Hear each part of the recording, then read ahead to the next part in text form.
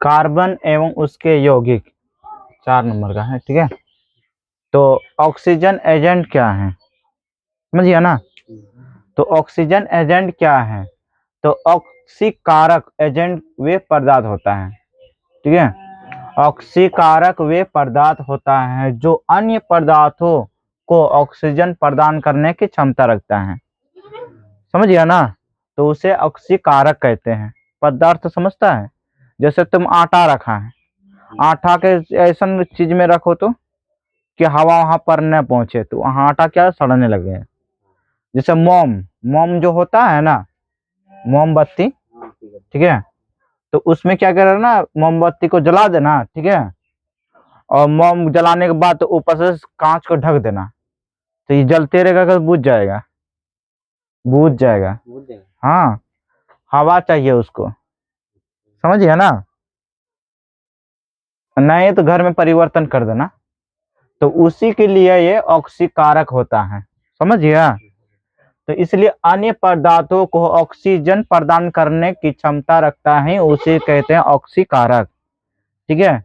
जैसे यहाँ देखो, क्षारीय पोटेशियम पर मैग्नेट, समझ गया ना, पर मैग्नेट और अम्ल पोटासियम, अम्ल पोटासियम डाइक्रोमेट इथेनॉल के इथेनॉइक अम्ल में बदल सकता है।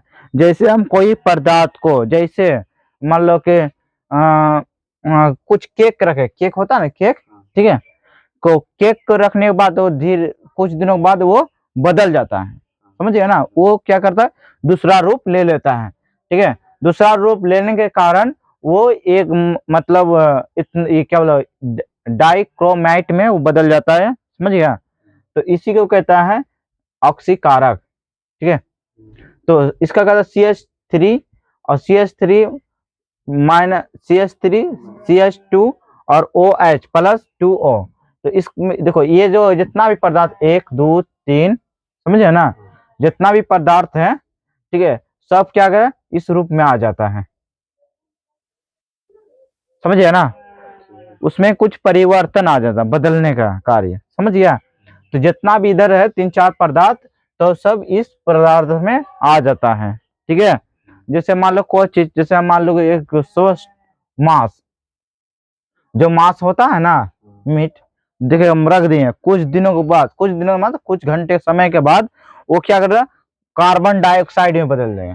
मतलब जैसे मान लो पहले O2 में रहेगा, तो उसके बाद वो हो जाएगा क्या, CO2 में आ जाएगा। मतलब महकने लगता है ना, सड़ने के बाद बदबू आने लगता है, तो इसमें आ जाता है, ठीक है। तो यही है, जितना भी इधर का पदार्थ है, समझ गया ना, तो यह क्या बदल जाता है, ठीक है। तो इथेनॉल के एक अणु में ऑक्सीजन का एक परमाणु होता है, एक ही परमाणु होता है इसमें, समझिए ना। ये कभी नहीं बदलता है इथेनॉल, समझिए ना।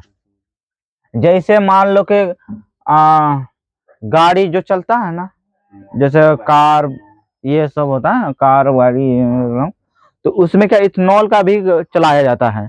जैसे गोबर का बना लिया, समझिए ना, या गैस के बना लिया, या कोई अन्य पदार्थ के बना लिया, ठीक है।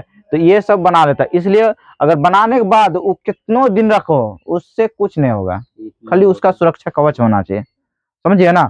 तो वही इसका अणु हमेशा एक ही परमाणु होता है, समझिए ना, ठीक है। किसी का बहुत सारा परमाणु रहता है ना, उसको बचाना बहुत मुश्किल होता है। उसके लिए तो होना भी चाहिए उसके लिए अलग अलग डिवाइस। तो जबकि इथेनॉइक अम्ल में ऑक्सीजन के 2 परमाणु होते हैं। इथेनॉइक अलग होता है और इथेनॉल अलग होता है। इथेनॉल में एक ही होता है और इथेनॉइक में 2 परमाणु होता है, समझे ना।